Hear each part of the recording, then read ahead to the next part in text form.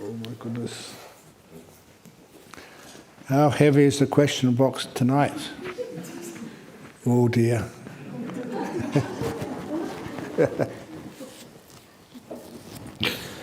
Anyway, we shall see.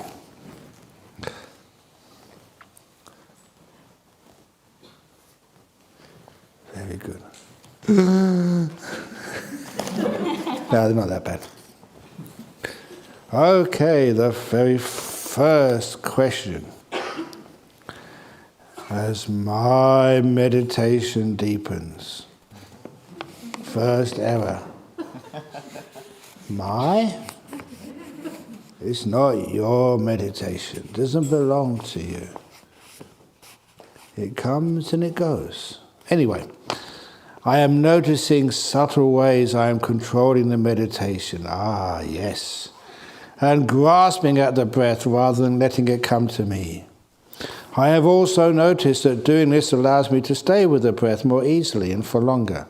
Is there an optimum balance between letting go and control? Yes, the optimum balance is full letting go and no control. That's the optimum. And then if the breath disappears, fine. What else are you watching? There's something left there, so whatever's right in front of you is the most important object. So that's what you watch. With no control, just with the kindness. That kindness, that caring, is the opposite of control. It's the opening the door of your heart to whatever's happening right now. With no criticism and no wanting this and not wanting that. It's the letting go of the craving, letting go of the wanting, second noble truth. So that means when you're caring for this moment, just letting it be. One thing you can always remember, it's not your meditation. It doesn't belong to you. Just what happens. Not me, not mine, not a self. Then it gets very peaceful. Can you do that? Anyway, that was the answer. The optimum is letting go. Try more letting go. Less control. See what happens. Dear Ajahn, I seem to overcome drowsiness. Yay! I'm often able to sit for up to 2 hours. Yay! With pretty good focus on the in and out breath. Yay! There are times when the mind would wander. Oh. But never too long. Yay! I would experience calm and the gradual softening of the breath. Yet. Yes, good. Now my most... the word I dislike the most. But. Can we just delete that from the English language? That seems to be it. You know, they say, I think the US Marines used to say, kick butt. You know what that means, don't you? To kick butt?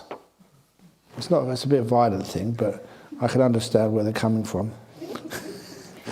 But that seems to be it. I can't experience the beauty of breath or joy or bliss. It's just relaxing. It's dark with no bright lights. How do I bring up the joy that you spoke about?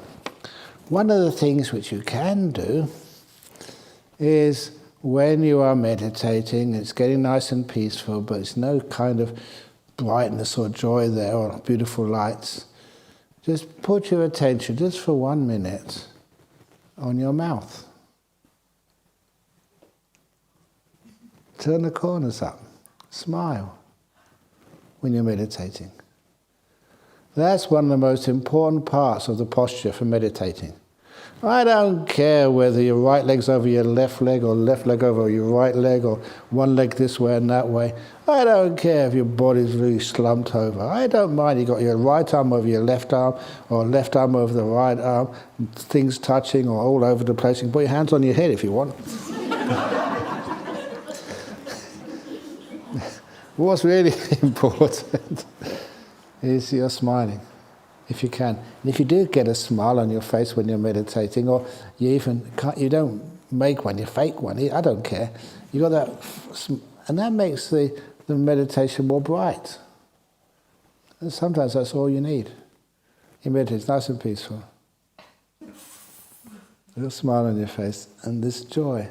And you use that joy, it's like a match, a small light, and it lights the fire of happiness and joy. Try that. I told this story, I think, in Nolamara a few days ago. A stupid young man when I was at college, and they were, I came from a poor home, fair enough. So when I went there, they held all these societies to join. I joined the ones I really wanted to, but I also joined a couple which I didn't want to. You know how they made me join those clubs? They were having these, what do you call it, like receptions with free sherry. And I know in those days, I was only 18, I hadn't given up alcohol yet, so you had this free sherry, really nice stuff, as much as you wanted, and then they were telling you about the benefits of joining these clubs. And one of the clubs which I joined, I think I had too much sherry actually, was the Cottage Boat Club, when you went rowing down the river. Oh, crikey, why did I do that? But one thing I learned from that, which, was worth it, was that one day when you were in a race on one of these eights, the eight students and the cocks in the front, and we were rowing, and it's really, really hard work. It was in a race, and we had to really row hard. And then the coach on the towpath shouted out at me. My name at that time was Peter. Peter, you are making an ugly face. You can imagine, you're worried, it's really hard, you're running out of energy, and you're wondering what you did to have to do this. And then he said, smile. And at that time, I was willing to try anything. I was just so open to suggestions. And I smiled. That was a real smile. And one of the things which I noticed, you had more energy immediately. And it was easier to pull the oar. And that really quite stunned me. I didn't realize the power of the mind and even physical exercise. So please remember that those of you who are doing the duties in the kitchen, like washing the dishes or wiping them, smile when you're wiping them. The dishes become cleaner and you get more dishes done in less time. But it's also just the power of smiling no matter what you're doing. It makes the work much easier. You get things done with higher quality and it's more fun. So that's important also when you're meditating. It just allows the meditation to become become better and just more joyful. Why not?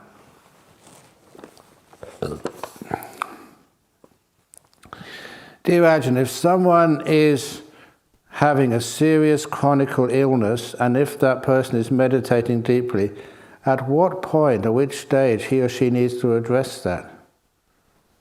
And how? Think about it and tell the mind to cure it or not. Thank you muchly. You don't address it. All you do is just leave it alone, because those chronic illnesses are in the body. And so what you do is you just, all the body and the five senses which define it, so the five senses disappear. Once those five senses disappear, then you go into a nice, deep, beautiful meditation. When you come out afterwards, there's a lot of healing goes on. And I'm fascinated by that because, like even Ajahn Brahm, remember him telling me, because he was a Thai forest monk, there was always lots of malaria in the jungles. That was like monk's illness for most of the monks, getting malaria. And then he just used to always have, when his body was weak, the malaria would come up again and be in a fever and be very sick. But then one day he got fed up with having malaria, And so he decided he'll meditate. And what he told me, when he meditated, again, he'd go inside, and he went inside to this spot inside his body and his mind, and the malaria fever was just really just raging. And his image at that time was he was in this forest where he was sitting was really cool. It was like a forest fire all around him, getting hotter and hotter and hotter. But where he was sitting in the middle, there was no heat at all. It was really cool. But he could know that it was getting hotter and hotter and hotter and hotter and hotter, and then it exploded. And that was the end of his malaria fever. He never had it again. Fascinating. But that's the kind of thing which happens. I don't know how you could explain that through medicine, but there's always some really weird things which happen with medicine, which a lot of times people don't know about. Like this other time. This is a nice story. This was, when there was lots and lots and lots of snakes over in northeast Thailand, and you got used to them after a while. I remember once I was doing some chanting, it was the Patimokkha chanting, and right in front of me there was one of the monks listening to it, and he had his hands up as we do this specific chant on the moon days. And then as I was chanting, I noticed a head pop up on his shoulder. It was a snake. The snake had crawled up his back, and then he noticed out of the corner of his eye, there was a snake. He turned around, the snake turned around, and they were eyeballing each other. Neither of them knowing what to do next. The snake never wanted to bite him, and he didn't want to bite the snake or anything. They're just looking at each other, what to do next. And so what he did with his robe, he just very gently just let it fall down. So the snake could actually gently fall down and crawl off. That's how it was with the snakes over there. That they never seemed to bite anybody. But after I left, when I came to Australia, there was one Singaporean monk, and he got bit by a snake in Wat Nanachat. And what happened, he went to the library, and there was another monk in there, and he asked the other monk in there, "Do you know where the snake book is?" He said, "Yes, over here." And he gave him the snake book, and the Singapore monk was looking through the snake book, and then, "Oh dear, that's the one which just bit me, and it's deadly."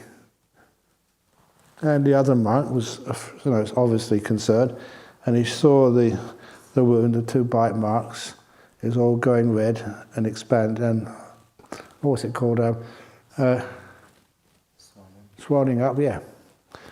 And so that is one of the occasions when a monk is allowed to run to get help. Because, seconds count. So he ran into the village to get a doctor. And the doctor came on the motorbike, but it wasn't an ordinary doctor. It was one of these villagers who had learned a special chant to cure snake bites. And so the Singaporean monk, highly educated, was waiting for a proper doctor, and this guy came in from the village, and he chewed some herbs in his mouth, spat it on the wound, and did a chant, chewed some more herbs and spat it on the wound. Now imagine that was you. The Singaporean monk said, "Please, can I have a proper doctor?" It was a real snake bite. You could see the 2 puncture wounds, and they were red, and it was just really swelling up big. And he was scared.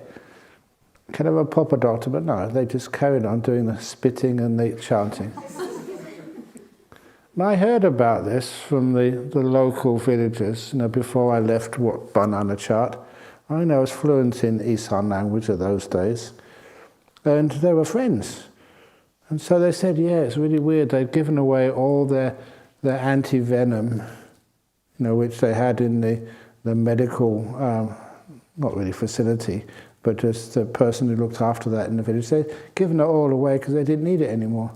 Any villager who got bitten by a snake would get this guy out and he'd do his hocus pocus, but it would always heal up. And these monks, when they saw this, they saw with their own eyes just the swelling go down, the redness disappear, and those 2 puncture wounds just close up in front of their eyes. It was almost like magic, but it was real. And that's some of those things which you think, my goodness, what's actually happening? There's more that happens in this world. And this Singaporean monk, he didn't believe anything. Given the opportunity, he would have called an ambulance and gone to the hospital and just had injection after injection or whatever. But anyway, this worked, and he was fine. So there are some things where that people get healed for the most amazing ways. So anyway, if you have got, this is a chronic illness somewhere, don't even try to heal it. Just make peace, go inside of it, and sometimes it just vanishes, disappears totally. Like that guy who had the tumour in his nose. He had a popping sound. He was just relaxing to the max. He could breathe for a little while. And then it closed up, but then he carried on and it opened up totally later on. Some of the things which happen are weird. Well, there was another Malaysian guy in Penang, because he told me that he had a very weird disease of his brain, like some of the neural passages were all entangled or something. There was only one place they could treat it. It was in Singapore. Very expensive and actually very painful to have this operation. Couldn't have any anesthetic. And he didn't know whether to really take it the first time or just let himself die, but he just got married. So he thought it's not really fair for his wife if he just dies like this. So he had the operation, they fixed it up. Everything was going well. And then, for a weird reason, it returned again. He had it again. And so, he was really concerned. He came up to see me in Penang.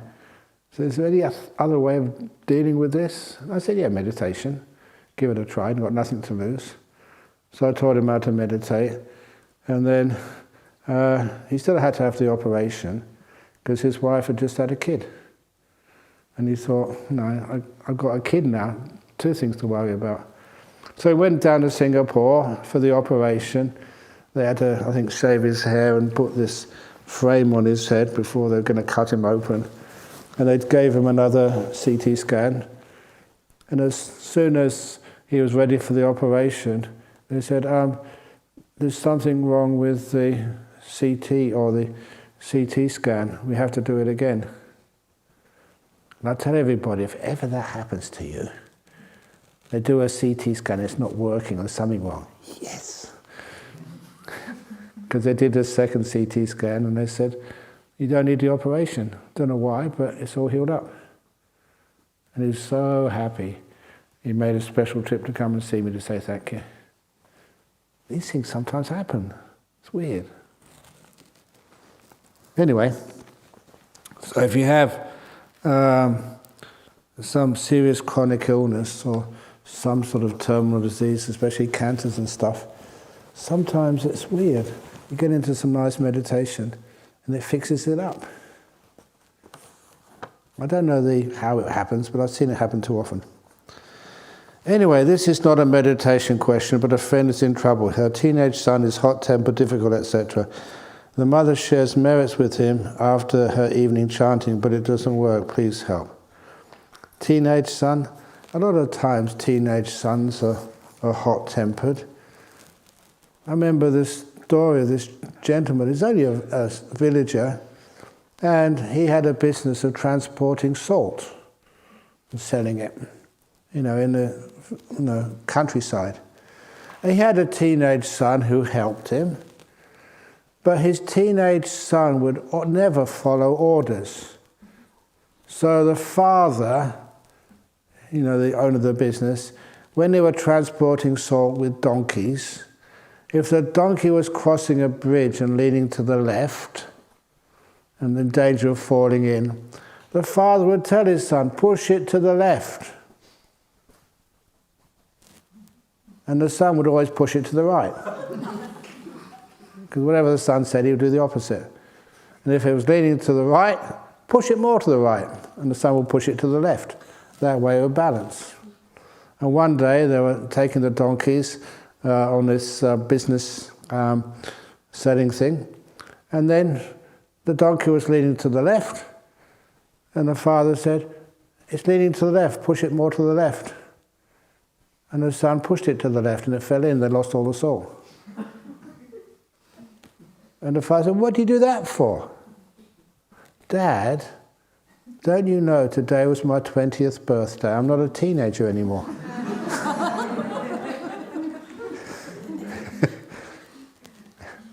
And that story, it's funny, you can say it's a joke, but that story was one of those tales of Nasruddin that was in Iran about 800 years ago. Teenagers do not change. You just have to know how to deal with them. 800 years, Islamic tradition, Iran. And they still, well, Sufi tradition, still that's what teenagers were like. So wait till he turns 20 and then it won't be a problem.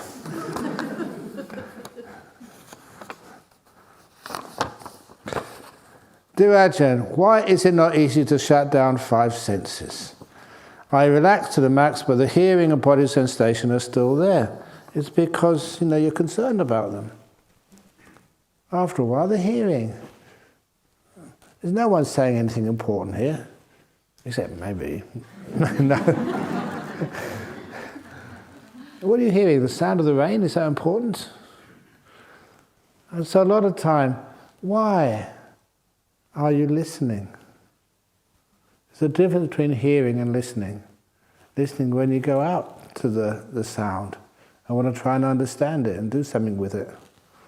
The hearing is just noise, that's all, just the sound of an aircraft in the distance. You hear it, but you don't listen to it.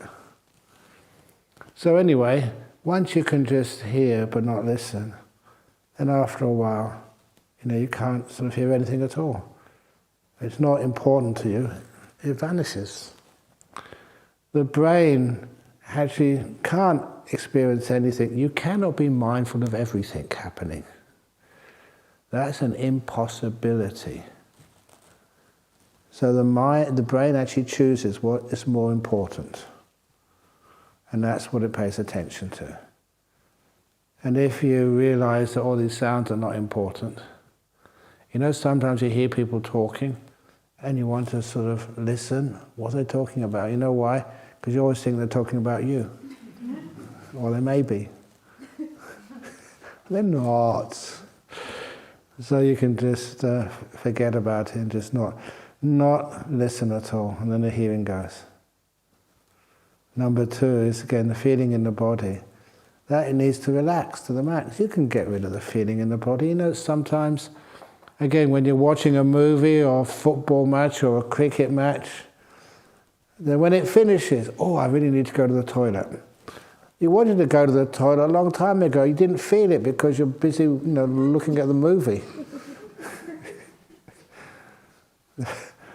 You've noticed that.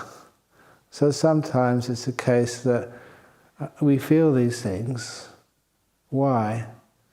Sometimes it's because we've got nothing else to do. We're not really appreciating the silence. Then we go like searching. It's like in the old days, what do they used to call it when you went through all the different channels on the TV? Surfing, channel surfing. I didn't have a TV as a monk, so this is what people tell me. You've got nothing to do. What's on the TV? And you surf this. Well, you go into the fridge. What's there in the fridge to eat? And there's food falling out of the fridge. No, there's nothing in the fridge. In other words, you're looking for these things because you are bored. And it's just something to distract yourself. But if you can be experiencing, say, the delightful breath, that is so lovely that you don't need to distract yourself. It's even better than watching Sri Lanka beat Australia in the cricket. Did I say the wrong thing there for a few Australians? But you know what I'm talking about. You're enjoying it, so it really sort of gets you involved. I know all about that because sometimes years ago I went to Adelaide to give a talk, and it was at the Sri Lankan temple. Hardly anyone turned up.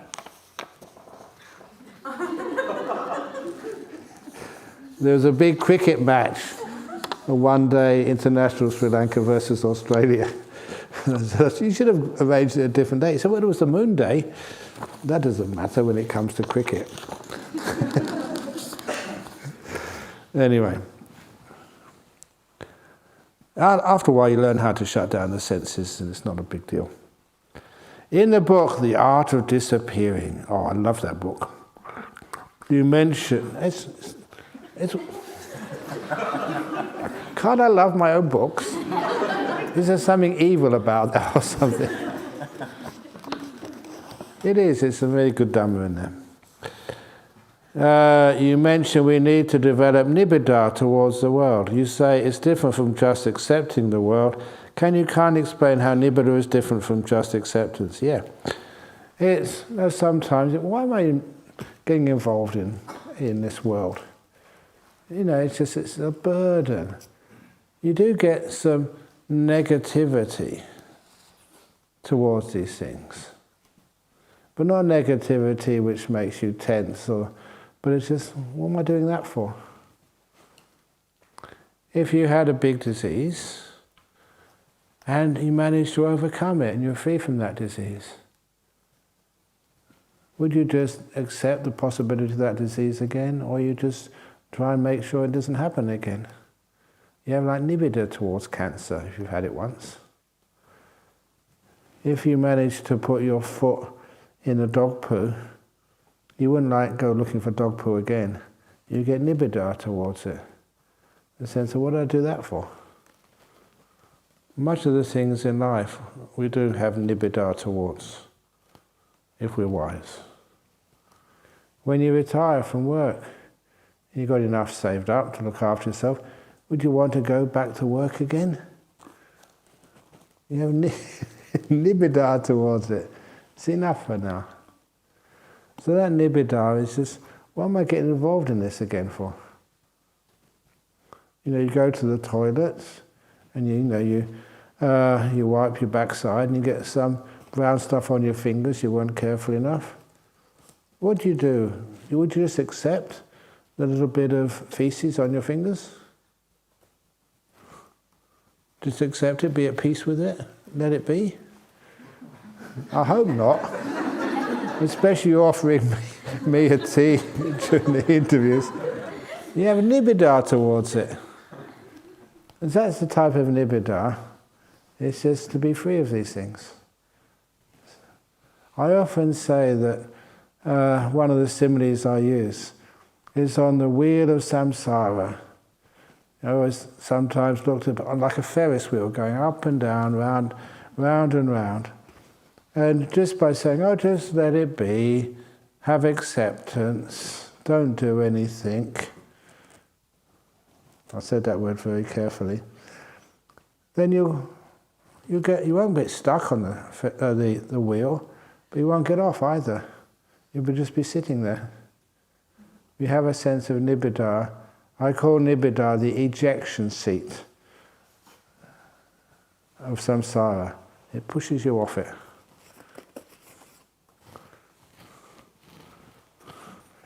You got nibbida? You've got nibbida to something.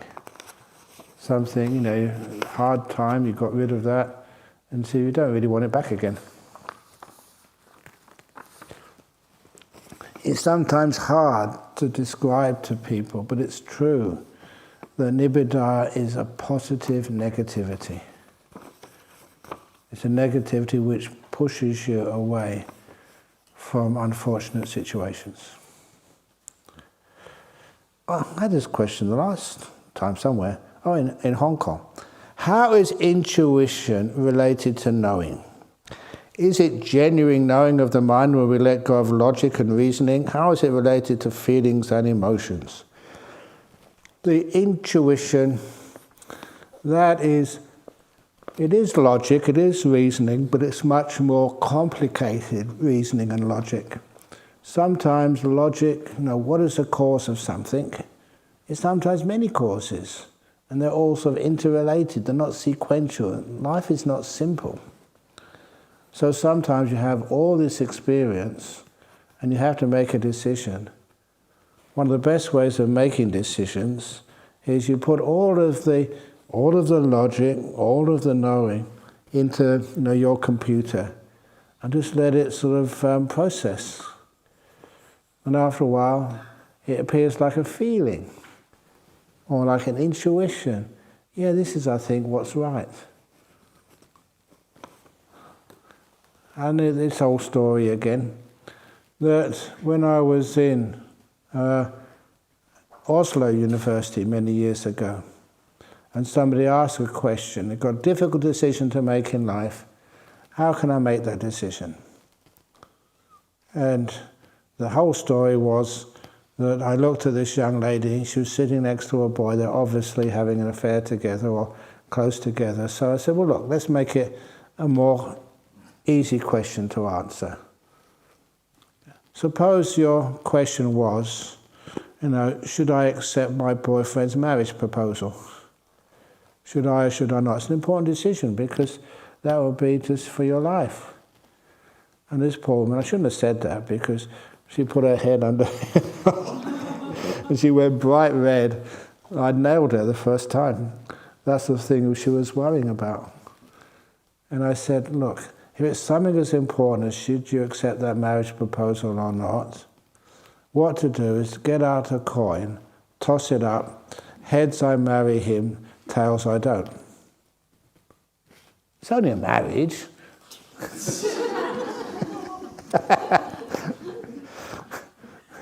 But of course, it's more profound than that, this answer.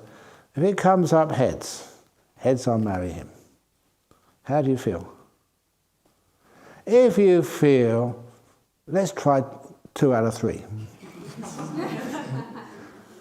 That is revealing what your intuition is. You don't want to marry him. And if you toss it up, heads, it comes up heads I marry him, you think, yes.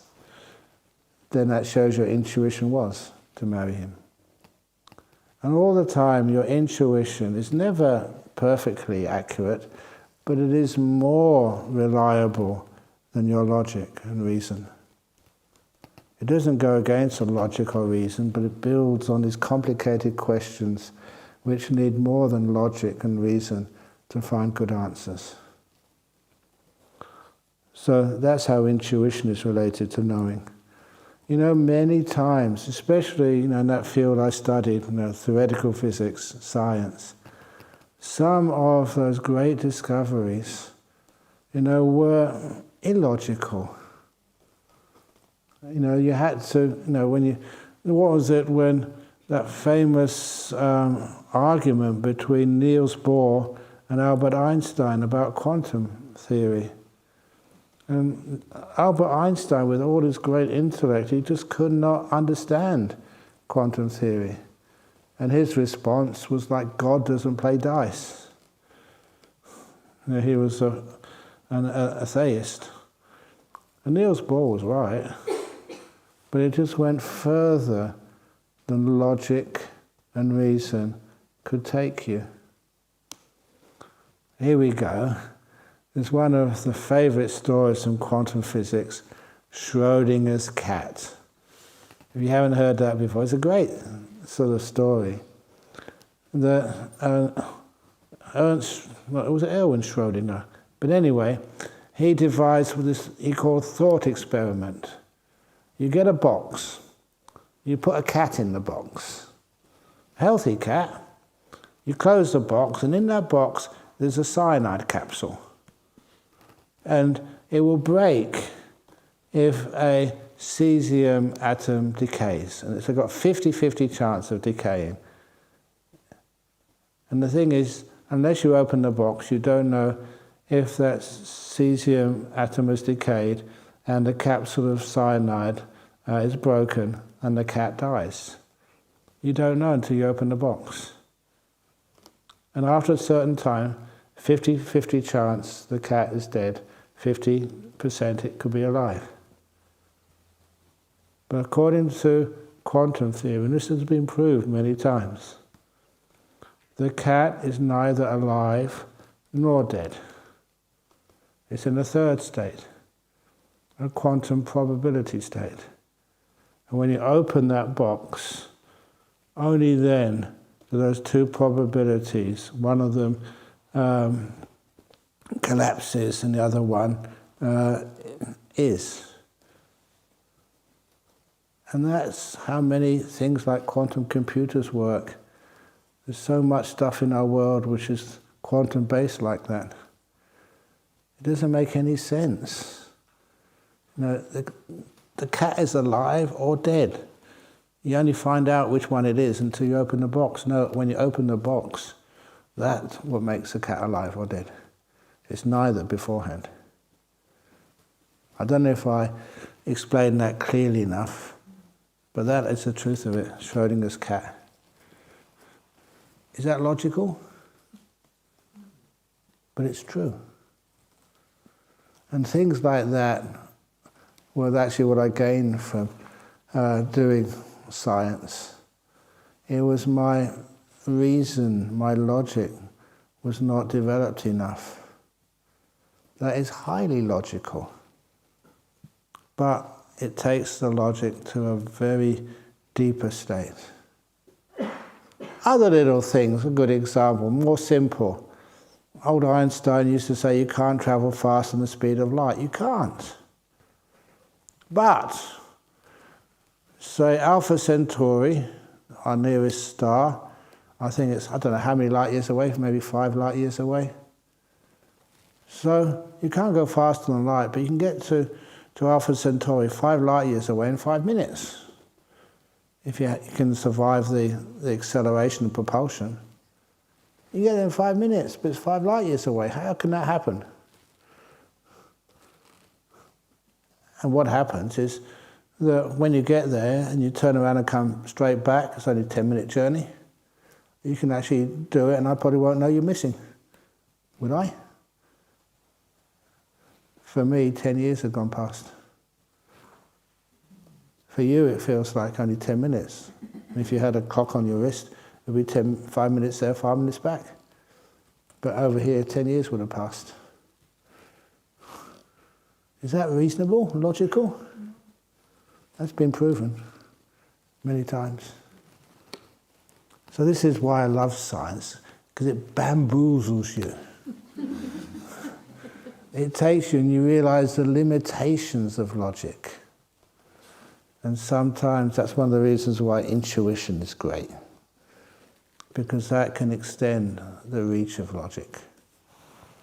It doesn't go against logic, it doesn't go against reason, it just takes it further. That's why I love this sort of stuff. And that's the same with diseases which suddenly vanish. Or that monk I said with rays of light coming out of his eyes. That's impossible, that happened.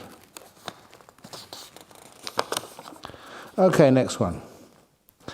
Dear Ajahn Brahm, in the Metta Sutta, the pure-hearted one, having clarity of vision, being freed from all sense desire, is not born again into this world. Actually, that's not what it says. It says, the pure-hearted one, having clarity of vision, having freed from all sense desires, is not born again into this world. Okay. I wanted to do something a bit funny after talking about quantum physics. How do you relate this to Vajrayana meditation of reincarnate monks? Yes, some monks can reincarnate, but basically the wise one will get out of this world. You know, sometimes this is an argument which sometimes out of feelings of not wanting to offend people, you don't really make enough. The way it works the Buddha, and he became fully enlightened. And after 45 years of teachings, he vanished, he disappeared. He parinibbana, never to return again. He didn't suddenly, go somewhere to the Buddha's holiday camp to live happily ever after. He vanished. Where did the Buddha go? And the answer taught by the Buddha was, when he was still alive, was in suttas like the Agi Vachagota Sutta. I would adapt it. I'm not saying it exactly as it is in that sutta, but I'm not messing around with it to fit my ideas. It's like a candle, a lit candle. The flame of that candle depends upon three things: the wick, the wax, and the heat. Those three things come together, you get a flame. And if any one of those three things runs out, ceases, stops, there's no more wax left in the candle, or the wick is all burnt out, or someone blows the heat away, then there's no more candle. Where does the candle go? Does the candle go to the happy land where good candles who have always, never burnt anybody and has always never flickered when you really want to see something, where all good candles go to flame happily ever after, and all the bad candles go down to hell where they go burning people? What happens to candles? It's a silly question. The candle's gone out. It's nibbana. And that's the word they used in the time of the Buddha when a candle went out. It nibbana. In one of the suttas we often chant, in the Ratana Sutta, Nibbanti Dira Yatayang Padipo.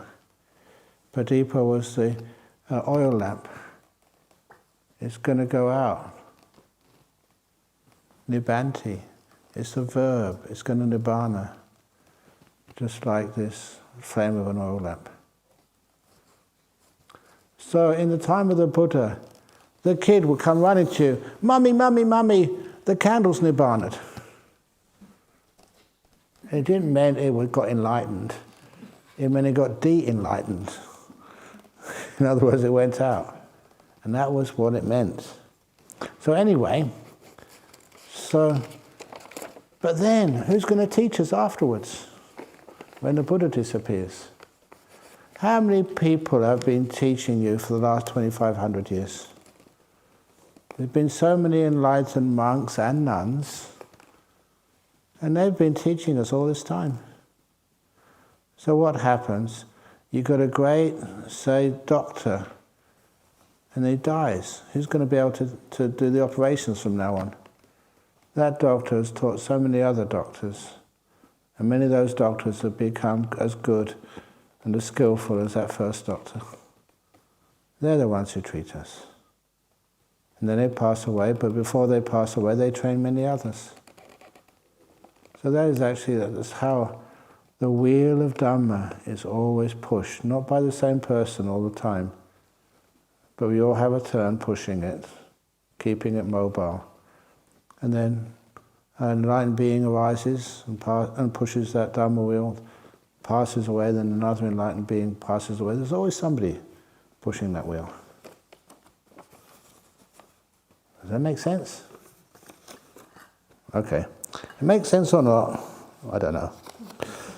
Dear Ajahn Brahm, collection of the Sangha. Hey? Oh, someone's been listening to the chanting. Yadi dang chatari purisa yugani atta purisa pugala. That is the four persons, the 8 kinds of noble beings. What are the 8 kinds of noble beings? Thank you. The 8. I think this is one of the reasons why in the Chinese tradition, 8 is the magic number. Is that correct? So the 4 types of beings, the 8 pairs is the one who is on the path to being a stream winner, one who's attained stream winning. That's the first stage of enlightenment.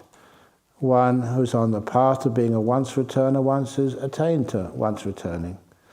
One who's on the path to being a non-returner, one who's attained non-returning. One who's on the path to being an arahat, and one who has attained full enlightenment. So those are the 8 pairs. The ones who are sure of enlightenment. That makes any sense? Does that actually help you?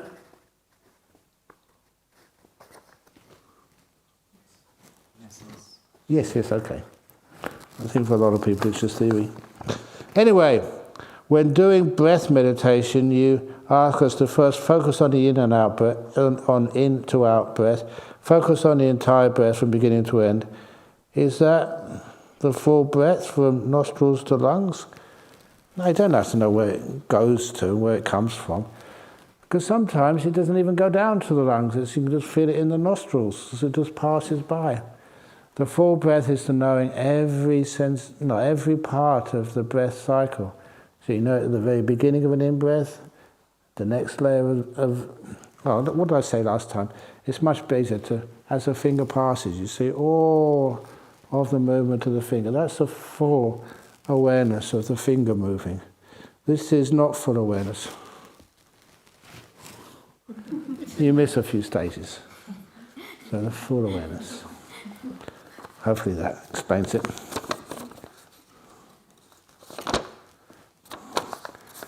Thank you very much for everything you do, and thank you for all in the Jhana Grove family. Much appreciated. We haven't finished yet. We've got a few more days to go. You've just been through the easy parts. No, much appreciated, thank you. It's nice you actually called it Jhana Grove family, because after a few days that's what it feels like. These are your friends. You may not speak to one another, but please always smile at one another. Dear Ajahn, usually if I were to have vision during meditation, they are usually all grey in colour. Goodness. But this time my vision of moving 3D objects, which I've never seen before, have colours. Oh, you've got colour vision. Amazing. One vision. That's an upgrade. When I was a kid, all the TVs are all black and white, they're all grey. So you're obviously upgrading. But this time, listen, I have colours. One vision has bluish background, the other one with yellowish background. One has reddish background with a strange red square at top, but others have 3D objects and are greyish. Apparently they do have 3D televisions. You have to put something on your eyes and you can see it in 3D, I don't know. So you're really up to date. Sorry. Are these related to complex nimittas or just Mara poking fun with my imagination during meditation? No, they're real. It is the way your perception is working. It's getting much more refined and much more bright and beautiful. So hopefully those colours get more intense. And as I said earlier, that sometimes if it's like a red colour, it's like a red you can never see in the real world. It's more red than red. It's the only way you can describe it. Dear Ajahn, during last evening's Q&A session, you had answered a question pertaining to be a nun or to live a layman's life. Actually, you can't, that's not a choice, is it, to be a nun or a layman? Be a nun or a laywoman's life. To be a monk or a layman.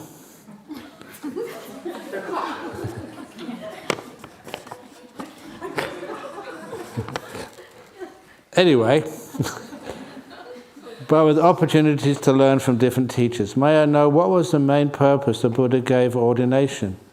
Is it to help sentient beings end their suffering? Yes. Or to prolong the Buddha's sasana? Both. That's why the Buddha started the Sangha. The monastic Sangha and the nun Sangha. And I keep on saying this But under the Bodhi tree, was it under the Bodhi tree or just a little while later, Mara came to see the Buddha and said, "Congratulations, I admit it, you are now a fully enlightened person. But please, don't teach. If you have to teach others, it's always very tiring." I understand that now.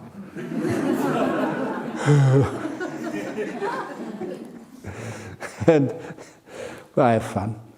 So teaching is tiring. So just, enter parinibbana and just don't teach anything. And the Buddha said no.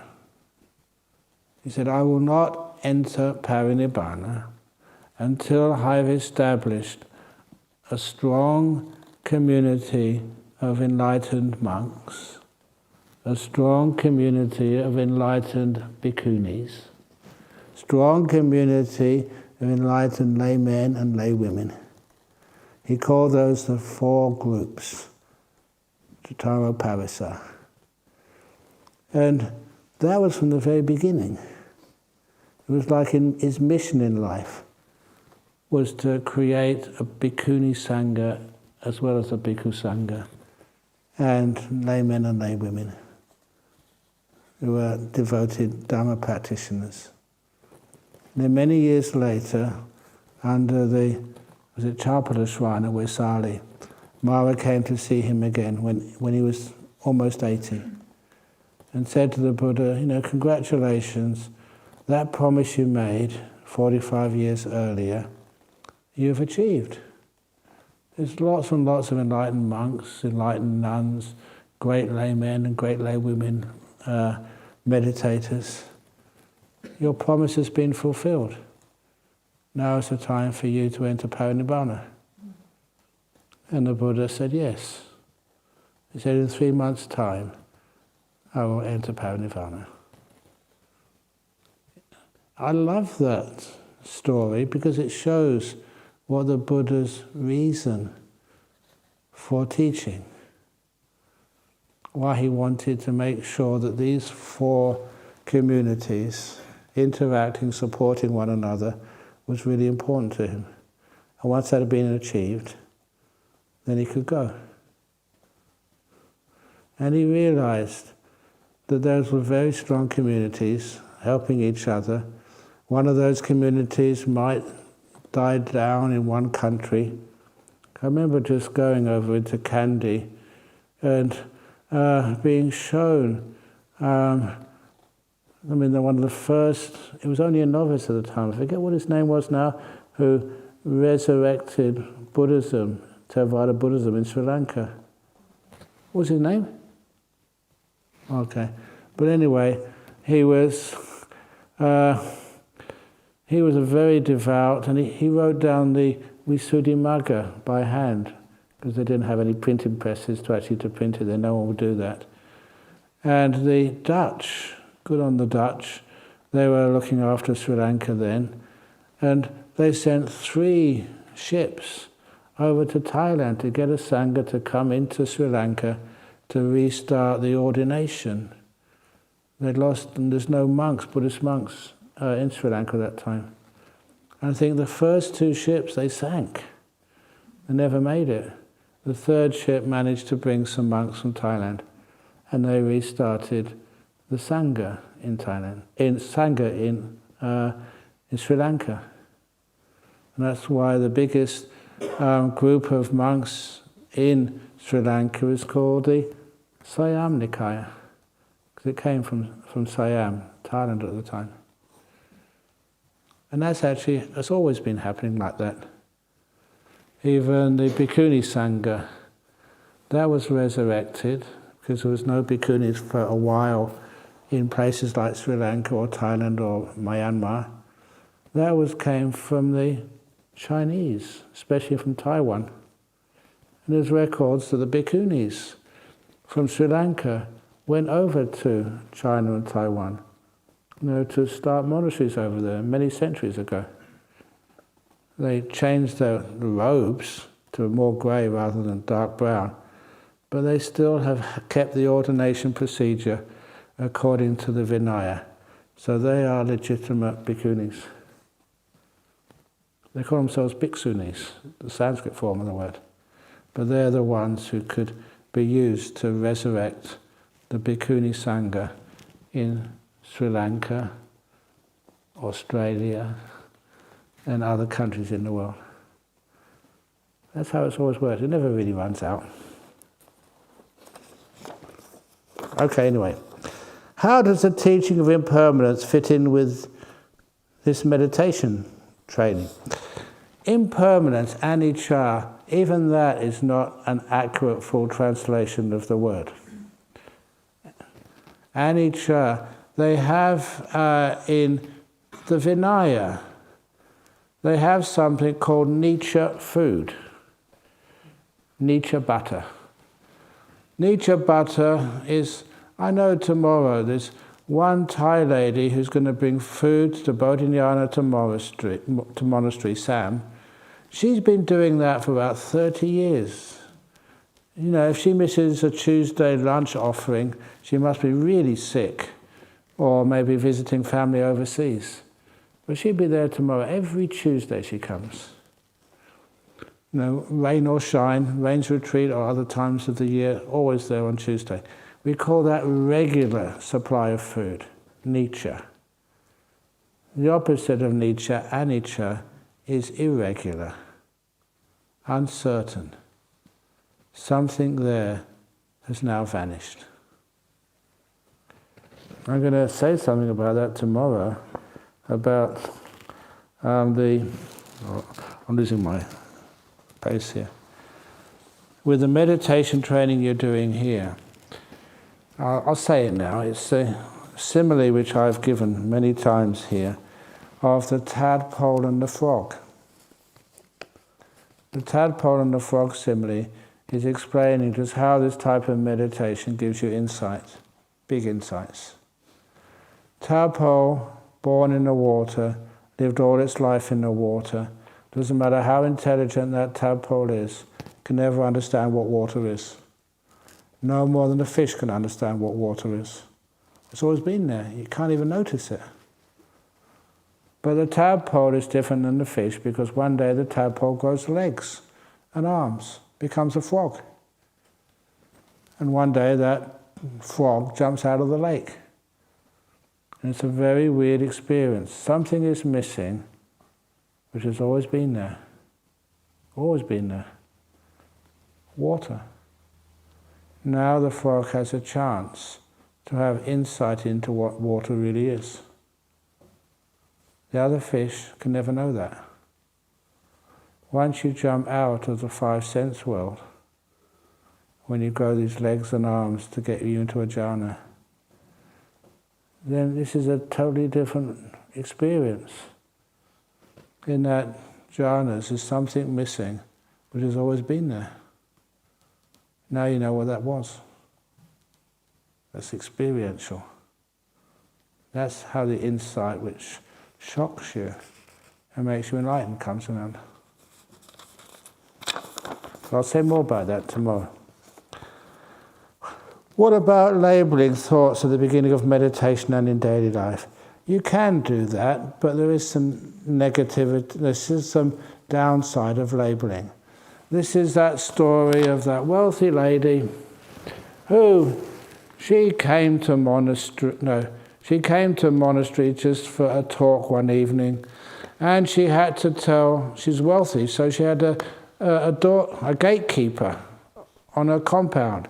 She said, gatekeeper, look, there's burglars around, so make sure you don't let any burglars in while I'm at the temple.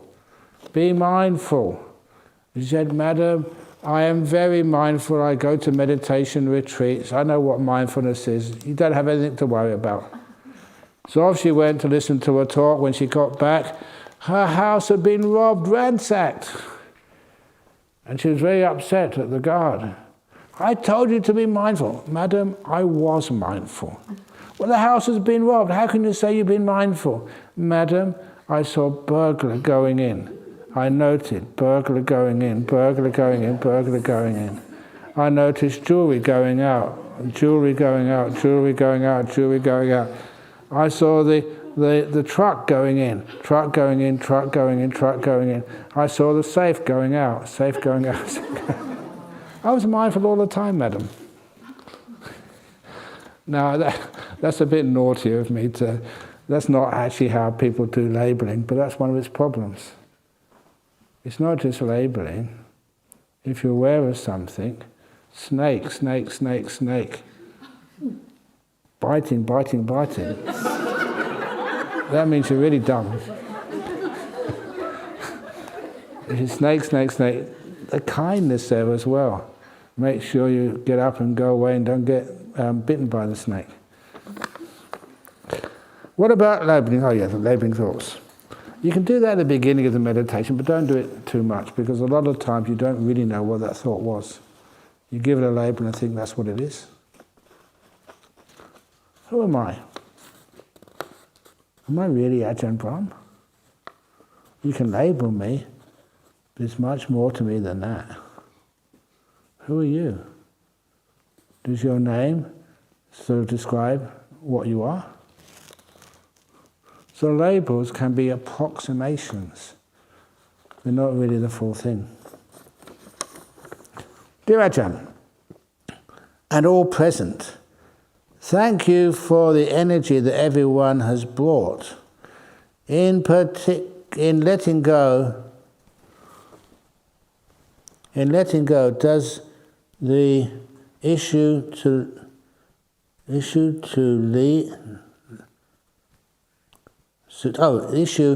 to cease to exist, or does it not bother you anymore? How do you know if you're truly let go? In letting go, does the issue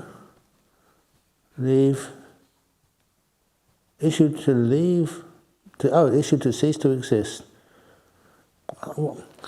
The issue to cease to exist, obviously, when you know there's no one there anyway, you didn't exist in the first place, so nothing gets lost.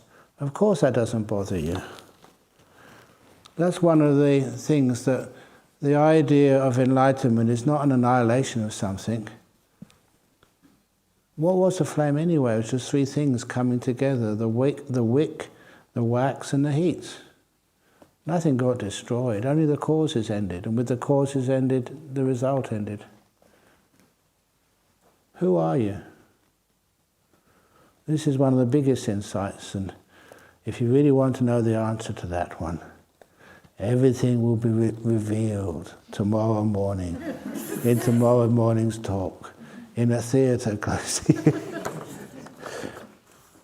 Mindful eating. Mindful eating, porridge with nuts and a toothache. That must mean you didn't mindfully eat. If you've got a toothache, can't you eat something else? You don't have to crunch. Can you talk about feeling nimittas? Okay, it's a good question. This is nimittas which you perceive not through the sight like a light, but you perceive it with beautiful, pleasurable feelings.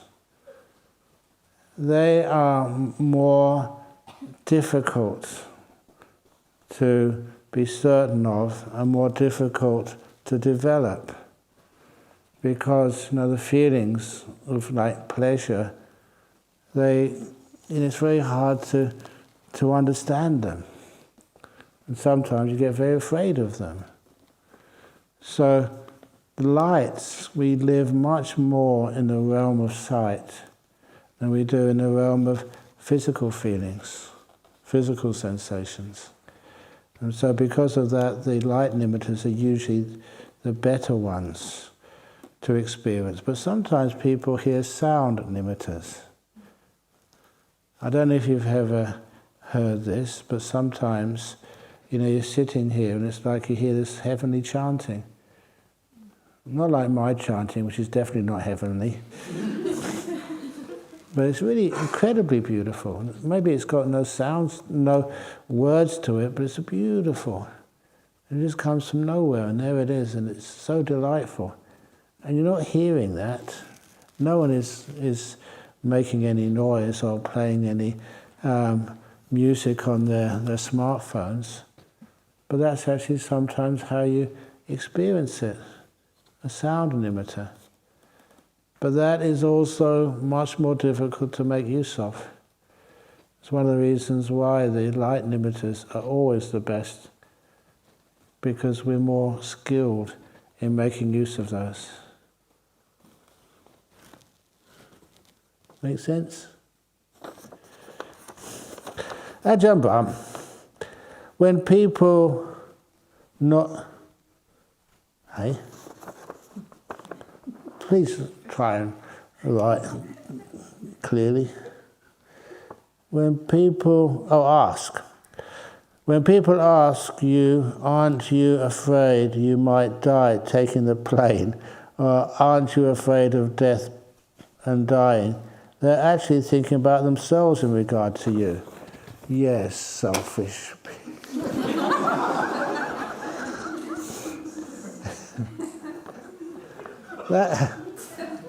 That's why I sometimes say to people, when have a good day, and to the monks I never actually say that, have a good day if you want, but you don't have to. I'm not trying to control you when I say may you be happy today. When you say may all sentient beings be happy and well, what if sentient beings don't want to be happy and well? I think they have a choice. They can be grumpy if they want to. They got my permission to be grumpy. You don't always have to be smiling when you see me. You can get miserable. So don't feel that you're a lesser being because, that you're miserable and you can't be happy. And that was one of the reasons why there's one of the ladies who came here, and she doesn't mind me saying her name, that was Ronnie.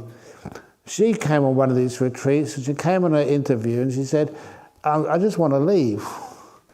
So why? He said, well, look, I'm really miserable, and meditation's not working, it's really hopeless. And I saw all these other people smiling and happy, and that really messes me up. That makes me feel more miserable when I see all these happy people and I'm miserable. And so I told her just to wait for a few moments, and just next to where we do the interviews, there's one of the offices there. And I went in the office, opened up the computer, and I printed out this certificate. It was on letterhead paper, and it was in Gothic script. It looked really nice.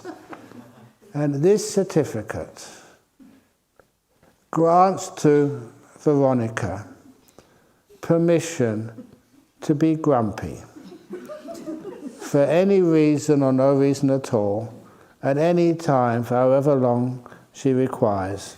And this permission should not be infringed until the coming of Maitreya the Buddha, signed Ajahn Brahm, teacher at Jhana Grove. And I gave it to her, the first grumpy certificate. And as soon as she got that grumpy certificate, she burst out laughing. And she didn't need it anymore. It's almost like, we're not allowed to feel what we are feeling. And that's what makes us grumpy.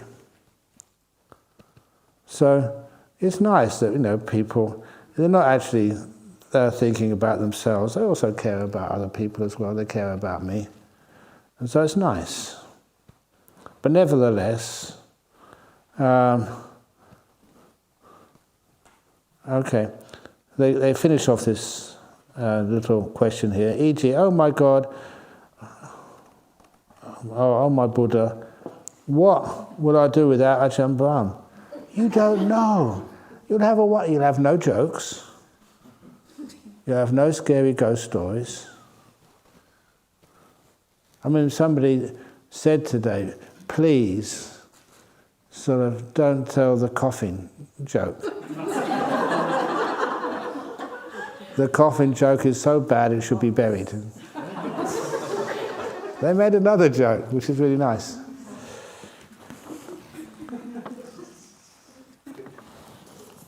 Do you want to hear the coffin joke? I've got a couple more questions, so I'll finish those questions and we'll, if you really want to, we can do the coffin joke. So I hope you will live a long, long life for everyone's sake. A long life? How long is long? This is my 72nd year, that's long enough. regarding the worm story, how I use in meditation, whenever I'm thinking, I say to myself, I'm in a pile of cow dung. Ajahn Brahm is brainwashing to get us out, but again, we creep into the cow dung. Well, if you like it. It's not up to me. I always think, may you be happy and well. How you want to be happy and well is your business. Okay, anyway, yes, fair enough. Can you please explain more about Dhammavicaka that happens in meditation and how to overcome it? You mentioned that it's Mara's last trap. Does it occur just before enlightenment? Basically, yes, just before samadhi, which gives rise to enlightenment. The samadhi of the jhanas. You know, you have a mind that's mostly free of hindrances, and you can think anything. You've got the power of mind, but you haven't got the data yet. The data which is totally different. The mind is powerful and it can just make some great sort of connections between different parts of the Dhamma, but it's very intellectual. You need something which you see something you've never seen before. You know, such as, you know, your will vanishing, such as your body totally vanishing, such as the mind vanishing. That shouldn't happen, but it does, and you see it. And that makes you see things in a totally different way. That's insight which gets you enlightened. Anyway, my mental energy seems still high towards bedtime, midnight. In order to force myself to sleep, I keep having stray thoughts and end up sleeping quite late with weird dreams. Any recommended solutions? Yeah, it's easy. Sometimes I open my eyes early when I'm doing the meditation from 7 to 7:50. See a lot of people sleeping. So if you want to sleep, go to your room, don't try and sleep, try to meditate. And then you go fast asleep. A lot of time it's because we try to go to sleep, and that tenses up our mind. If you just lay down and just don't have any wishes in the whole world, whatever happens, I'm awake, I go to sleep, it's all the same to me. You know that for many years, you know, I would always be meditating a lot. And so when you went to lay down in your bed, that was so comfortable laying down. I had a nice pillow under my head, you were tucked in, it was really cozy. And for a time, if I ever had any trouble not falling asleep, I would contemplate, what do I want to fall asleep for? This is the most comfortable position all day. In my cave, lying on the mattress and the pillow under my head, no one asks me any questions. I don't have to give any talks. I can just sit down and really relax in the most comfortable position during my day. I don't want to go to sleep. And as soon as I thought that I don't want to go to sleep, I fell fast asleep. The old reverse psychology trick. When you want to go to sleep, it's hard to. When you don't mind, either way, it's easy to go to sleep because you're relaxed. Sorry if I just was rushing through those because I want to get to the coffee. Dear Ajahn Brahm, is smoking cigars, cigarettes or vaping included in the 5th precepts? Actually, it's not. Because in the old days, many great monks would actually smoke cigarettes, and still like in Burma, big cheroots. But nevertheless, it's not a sensible thing to do. Just because it's not in the 5 precepts, it doesn't mean it's allowed. So a sensible person would realize that kind of kills you. It's not just smoking cigar and cigarettes or vaping, it's also incense. I remember reading an article that inhaling the smoke from incense is very bad for your health. And that's one of the reasons why we don't have incense here. And it's also why in Nolamara, if I do have to light incense, I usually just keep it to 1 stick of incense rather than 3. But sometimes I've seen in some temples, they have a whole handful of incense and they put it in. And there's so much smoke comes out. That was helpful in places like Southeast Asia because it would kill all the mosquitoes, or at least drive them out. I didn't mind that, not having any mosquitoes in there. But other than that, why do they do that? You don't get more merit by giving all the monks lung cancer. So no need to do that. What about gambling? Buddha did not mention this in his precepts. Indeed. But someone once told me this story this morning, that they have gambling hotlines, you can get counselling, for problem gamblers. But not many people actually dial in. And they said it would work much better if you have a counselling hotline, if you'd say that every third caller will win a prize.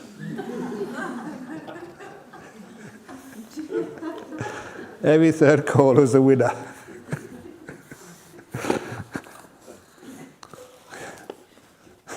But it's obvious, most people know that if you gamble, you don't win anything. And you get really stupid things happen. There was one Thai abbot some years ago, and he was only in a medium-sized temple, and then one day he wasn't in his room anymore. And they wondered what happened. They quickly did a check, and he used to gamble. He'd take the money from the donation box and gamble on the Premier League football. It was hopeless. And he ran out of money. And then he ran out of the temple. So it's a stupid thing to do. And sometimes, because we always think that with gambling, that we can somehow find out who's going to win the race. And I think I did tell you the story of the 5 angels, didn't I? Did I tell you that story already on this retreat? Okay. This was here in Perth. This man, he had a dream. And the dream was 5 angels, 5 heavenly beings, had 5 big pots of gold each. And they lined up to offer this man 25 pots of gold, worth a fortune. And when he received the last pot of gold, that's when he woke up. And he was very disappointed because there was no angels in the room. Didn't mind that so much, but there was no pots of gold either. That was a bit disappointing. So then he went down. Sure, I didn't tell this the first day. Okay. I told it somewhere recently. But anyway, then he went down for breakfast. His wife had gone out to work early, so his wife had left him 5 pieces of toast and 5 boiled eggs. And this number 5 was almost like right in front of him. He looked at the newspaper, 5th of May, 5th day of the 5th month, and he thought, is this some omen? Some heavenly beings were giving him some sort of good luck sign. So he looked in the horse racing. Here in Perth we have a horse racing track named after one in UK called Ascot. A-S-C-O-T. 5 letters. So he looked in race number 5. And he couldn't believe his eyes when he saw in race number 5 that afternoon, horse number 5 was called 5 Angels. What would you do? So he thought, it's obvious that someone's trying to tell him something to get some good luck. 5 angels, 5 pots of gold each, and then this horse called 5 Angels running that afternoon, so he took the afternoon off work. He went to the bank. To keep the lucky number 5, he took $5,000 out of his bank account. You only have these lucky moments once in your life at most. So he went to the racetrack, he took the 5th bookmaker in line to keep the lucky number 5, $5,000 to win, horse number 5, race number 5, 5 Angels. He knew the lucky number 5 couldn't be wrong. The lucky number 5 wasn't wrong. His horse came in 5th.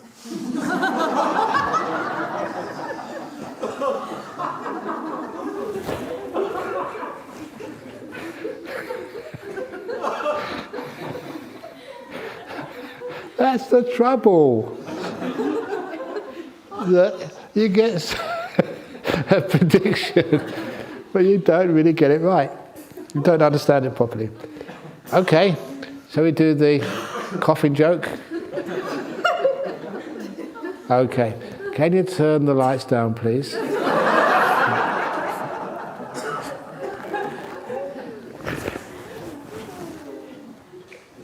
Can you turn the lights down? I'm serious.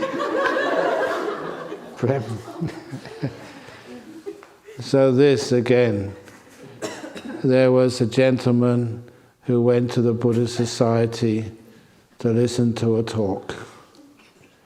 And at the end of the talk, he had to go home, walk home. He had a choice. Either go along the main road.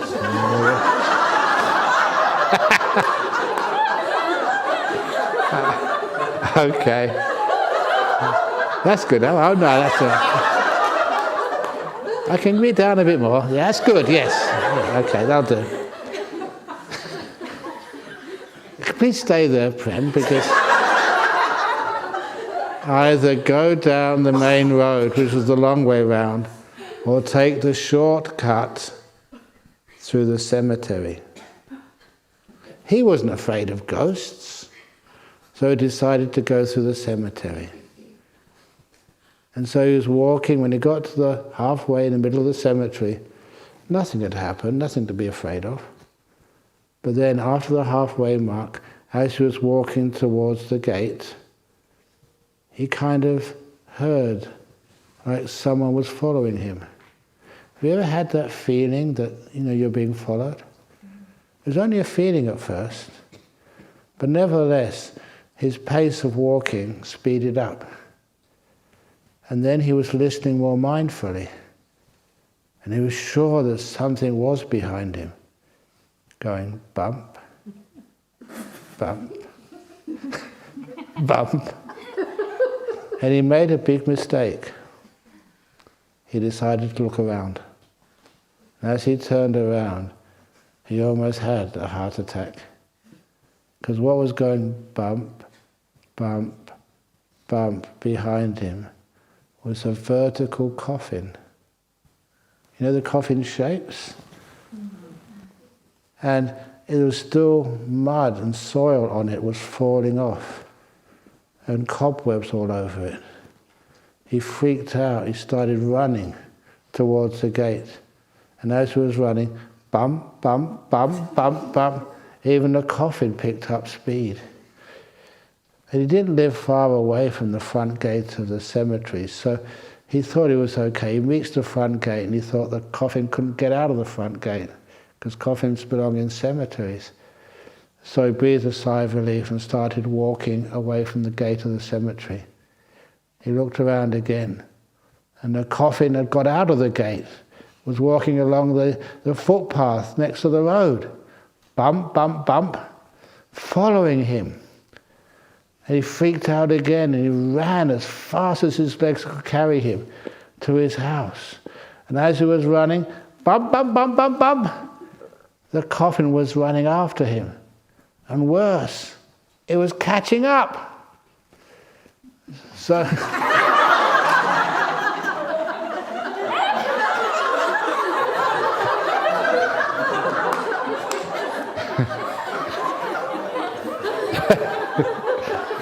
you really encouraged me. So when he got to this garden gate, he didn't open his garden gate, he jumped over it and ran to the door. And as he got to the door, he turned around. The coffin had got to the gate, but the coffin couldn't jump. And instead the coffin went bang, bang against the gate, really strongly.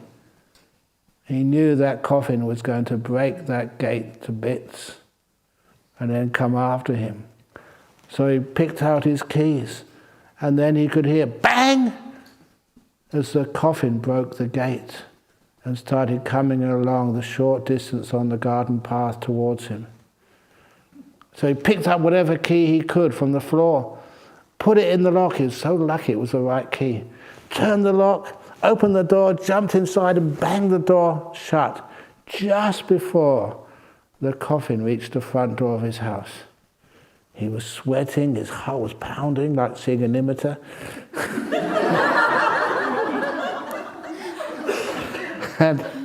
But he was inside now. He thought he was safe. He made it home. Bang! Bang! As the coffin started to hit the front door. And in many of your houses, there's always a little glass panel in the front door. He could see the shape of the coffin on the other side of the glass trying to get in. Bang! And he could start to see the wood starting to shatter and the hinges starting to come off. He realized it was only a matter of time before that coffin would break down the door and enter his house. What to do? He thought the only other room which had a lock on it was the bathroom. So he ran up the stairs. He turned around, bang! The coffin was trying to break down the front door. Bang! And when he got to the top of the stairs, bang! And the coffin broke the front door of his house down. And the coffin just came inside. And the coffin looked to the left, looked to the right, then looked up. Could see him. So he ran inside the bathroom door, locked the door. Bump, bump, bump, bump. As the coffin started to climb the stairs. He was really scared. He couldn't see it, but he could hear it. So he tried to hide in the bathroom. Bang! As the coffin started to get to the top of the stairs and start hitting the bathroom door. He was in big trouble now. If that coffin could break down the front door of his house, the bathroom should be very easy for that coffin to break down. Bang! Bang! And the bathroom door shattered into pieces. And the coffin came in the bathroom, just so close to him, nowhere else to run, nowhere else to escape. This coffin which had followed him from the cemetery, he was facing it with nothing, no place to hide. So just instinctively, he got some medicine which was on one of the shelves and threw it at the coffin. And the glass bottle broke and all this brown smelly liquid went over the coffin and the coffin never moved again. He threw cough mixture over the coffin. It stops the coffin.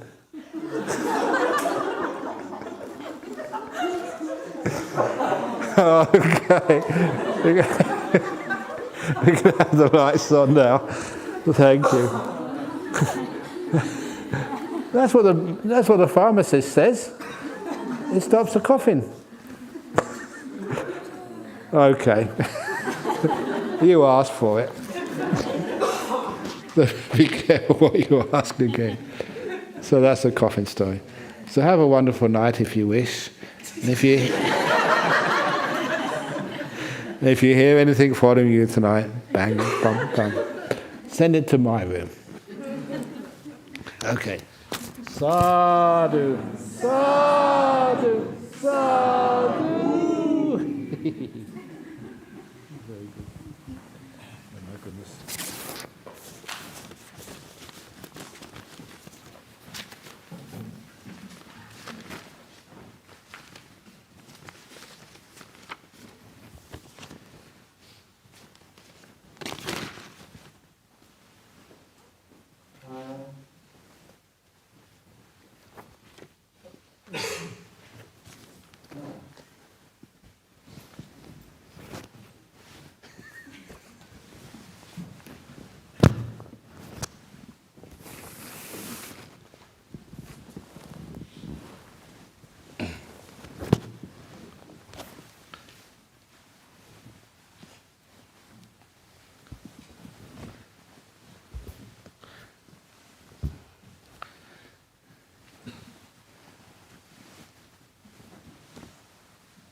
don't think anyone wants to be the first person out here tonight.